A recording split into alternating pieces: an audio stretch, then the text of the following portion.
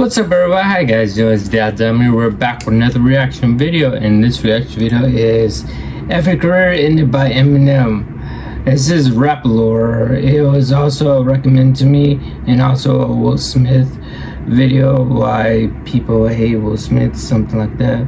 Anyways, other than that, you guys ready? Let's dive right into it, shall we? More victims than anybody else in the rap game. This is when I knew Eminem was real. He's like, don't give a man. That's smooth. This is when I knew, I'm like, damn, Eminem is a real. Let's face it, there's no other rapper out there who has a body count quite like Eminem. With over 224 million record sales, M isn't just the top-selling rapper of all time, he's also one of the most diabolical supervillains the industry has ever seen. Since the very beginning of his career, yeah, I gotta admit, M is my favorite rapper, lyrical wise, and also Pac is up there, I gotta admit. Even though I'm a rocker and stuff, but I just really do like what Eminem actually did. Combined rock with rap together. I think that was a legendary thing he actually did. Other than that, any other rappers I like? I don't know. Like, mostly any other rappers. I'm not entirely sure who else I like. I know, like, it's really weird that there's a lot of beef with inside the rap industry, and yet inside the rock industry we barely even hear or whisper about any beef between rockers. But I'll tell you this. The thing is that I believe it's Emily Armstrong. She's the new singer of Linkin Park, one of my all-time favorite bands, but Green Day is my favorite among them all. But yeah, the Chester wanted him to be replaced by a woman. That was his last, I guess you could say, request before he passed away, and his bandmates honored it. Now a lot of people keep on bashing on Emily, saying that, oh, she can't even fathom up to Chester, or she can't feel his shoes, especially during that 17-second solo. Yeah, no one can surpass him. Everyone doesn't like her, but I'm just saying that the band, they're the ones who actually, I suppose you could say, gave her this opportunity. Not only did they give her this opportunity, they gave her the blessing to order to fulfill and succeed and continue on Chester's legacy. That's the way how I see it. But yeah, other than that, it's like really quiet, and I don't hear any whispers between any beefs in the rock industry. It's interesting. It's all boiling up inside the rap.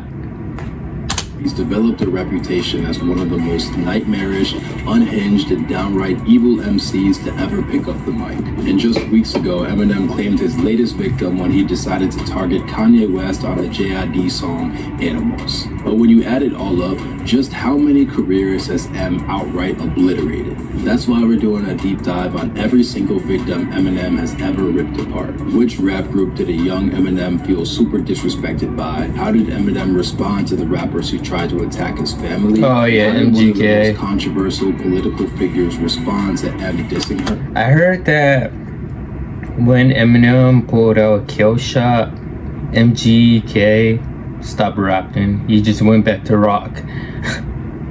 He killed his rap career. But I gotta admit, like, MGK, he's not a bad rocker. He's not bad at singing rock. I gotta admit, he needs to stay in that element and stay out of the rapping game and stuff. That's just my personal opinion on it. But hey, everyone has their own. On her latest album. You're about to lose $40,000 for your car accident because you don't know this one trick. Check this out. What We've even analyzed countless Eminem lyrics going back to his earliest days to give you as full of a picture as possible to just how many celebrities M has outright brutalized. Does Slim Shady really have more ops than anyone else? Finally, we're gonna take a closer look at the person who might be M's most powerful nemesis. What's the backstory behind his years-long obsession with attacking Sean Diddy Combs, and what's Eminem's latest response to the Diddy scandal? This feud escalated beyond blow-up dolls when Eminem allegedly pulled an unloaded gun on an Insane Clown Posse employee outside a Detroit car audio store in June of 2000. One of Eminem's earliest beef dates back before anyone knew who he was. Back in 1995, Eminem was still completely unknown and he hadn't even released his first album yet. And as a young father fighting to raise his beloved daughter Haley while under the poverty line, M was absolutely desperate to make something out of his life.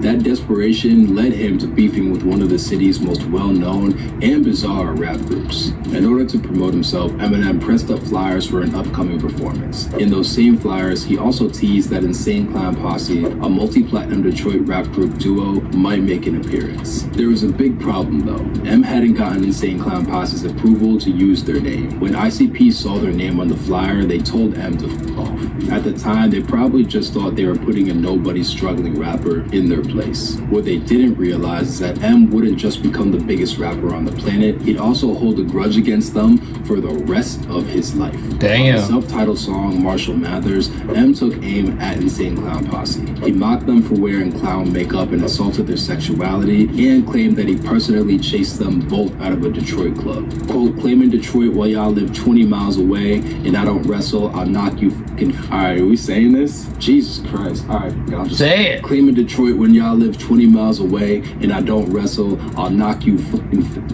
out, and ask them about the club they was at when they snuck out after they ducked out and got paintballs shot at their truck. Blah. Oh god. Shit. Well, I see Paintball shot at their truck. Wasn't that an 8 Mile? No. They shot at a police car. P maintained a highly devoted and niche fan base called the Juggalos. M's call-out pretty much destroyed their credibility in the mainstream music industry. M was rising to power as one of the most vicious rappers in the game, and he got his sweet revenge by humiliating ICP in front of the entire world. Yeah, I just got done live streaming. If you guys want to check out my live streams, I finally live stream probably like on Fridays in the evening. But especially on Saturdays, I do live stream because, well, I'm pretty sure you guys already know.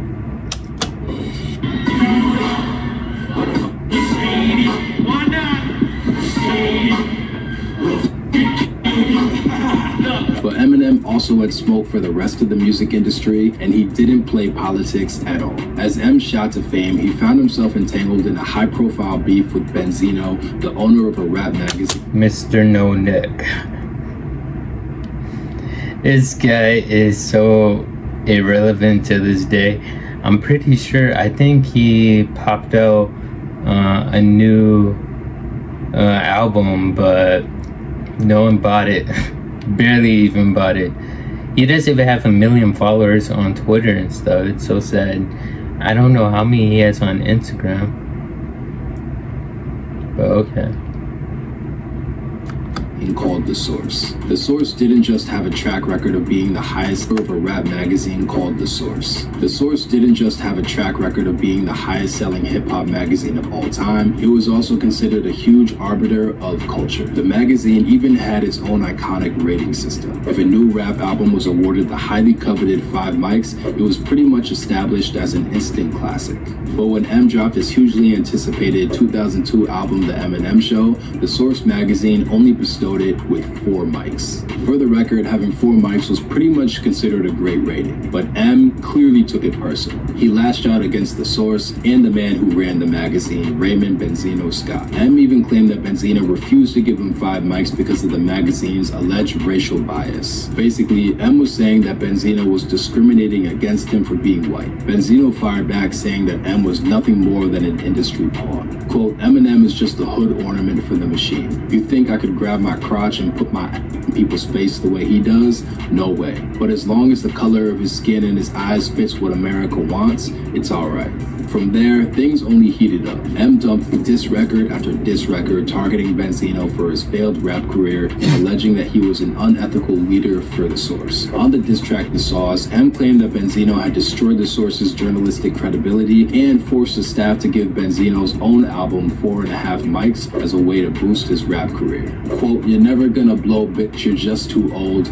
No wonder you're sore now. Lordy, you're bored now. I'm pushing 30, you're kicking 40's door down." But M wasn't finished. His next diss track, Nail in the Coffin, was even more brutal and personal. Quote, "I could never be no Ray Benzino, an 83-year-old fake Pacino, so how could he hold me over a balcony without blowing his lower back out soon as he goes to lift me?" M even used Nail in the Coffin to defend his own credibility as a rapper. While Benzino repeatedly insisted M wasn't hip-hop enough to receive the respect of The Source, M spoke about his own struggles and flipped Benzino's narrative against him. Quote, "In asking me what I know about indictments, bite me. Bitch, I got 2 cases and probation, fight me. What I do know is standing in front of a judge like a man, ready to take whatever sentence he hands." But the Isn't Benzino like 5'2" or 5'1"? peak moment of Nail in the Coffin is Eminem basically summing up Benzino's career in a nutshell. In the song, M straight up crushes Benzino's dreams of becoming a superstar rapper, telling him that he'll never succeed. Quote, "You'll never have no security, you'll never be famous, you'll never know what it's like to be rich, life's a bitch, ain't it, Raymond?" Nail in the Coffin proved to be prophetic. A year after M and Benzino's feud hit the boiling point, The Source was targeted by multiple lawsuits, including a multi-million-dollar sexual harassment allegation against Benzino. Benzino was forced out of the magazine. He's and crying. that his fledgling rap career ever had fizzled out. Benzino had gone from a culturally influential media mogul to one of the biggest laughing stocks of the music industry. In fact, another one of Eminem's scathing predictions came true. On Nail in the Coffin, he shaded Benzino for trying to profit his own children, insisting that he could never try to make his own children famous. Quote, "And I'll put that on her when this is all over. I can never try to make her a star and eat off her." What's crazy is that Benzino's own daughter ended up being Coi Leray, a multi-platinum rapper who has since accused her own father of being envious of her success. And when Benzino made a recent appearance on Drink Champs, he broke down in tears while discussing his historic feud with Eminem. "I don't hate Eminem. I don't know him to hate him. I don't hate white people. Tired of this man. It's just too much. I don't want to be the bad guy." Stop scrolling. That man is Were you in crying. Bernardino juvenile halls, high desert. After all these decades he's That 8-year-old used. son that I dropped off at school this morning. Come on, man. Come on, man. I'm all right. All me and Eminem got to do is sit down and talk with each other. Just sit down and talk. All that to say, M really went and f***ed this guy's whole life up. You got in the business with Eminem, right? Did he discover you or something? Yeah, well, one of Eminem's most savage rap beefs started all because of his association with 50 Cent. In 2002, Eminem signed Curtis 50 Cent Jackson to his label, Shady Records. The partnership between M and 50 was an I do like unprecedented 50 a success little that led bit. to blockbuster movie deals, a Super Bowl halftime show. I thought it was pretty cool, and I found out that Eminem at the Super Bowl, he was supposed to give a longer song, but instead of the longer song, he cut half of his song and gave that, I guess you could say, it was about 20 or 30 seconds. He gave that to 50 Cent, which was a nice film. I was like, damn, that's cool. Performance and millions of records sold.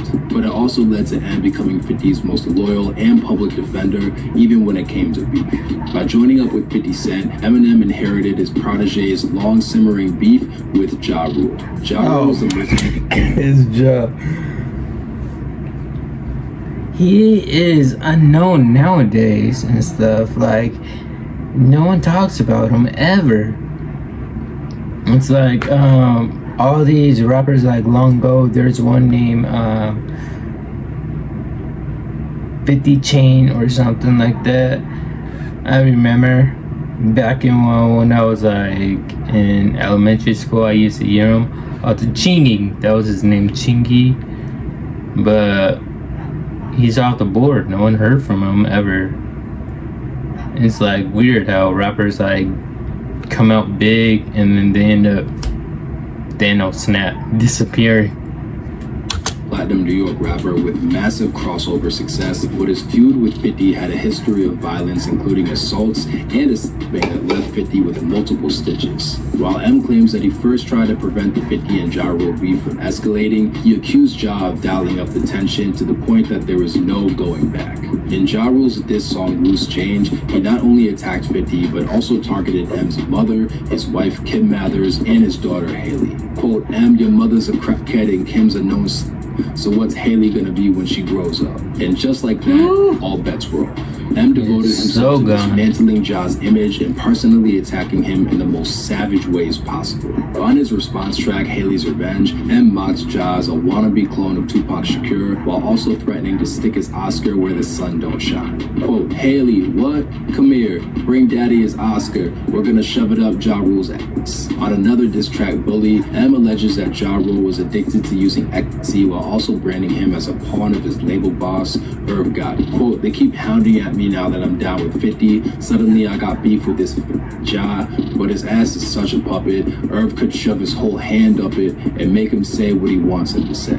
M's attacks destroyed Ja's credibility among rap fans. While Ja Rule was once one of the biggest hitmakers in the game, his track record stuttered to the point that the world was starting to see him as a has-been. Are we ready?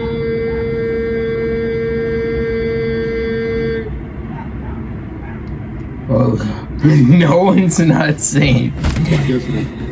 Damn. To this day, Ja Rule's reputation is defined more by the humiliating L's that he's took than his chart-topping hits, and Eminem is definitely part of the reason why.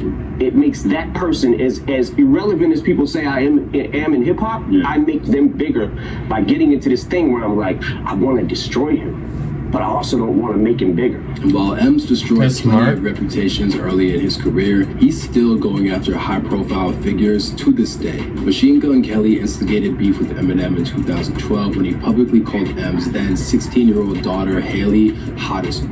Over the years, MGK alleged that M retaliated by banning him from various media outlets, hindering his career. This eventually led to MGK releasing a diss track called Rap Devil, where he mocked M's facial hair and his age. I believe we reacted to that before, and you guys also helped me out, gave me some more clarification on that.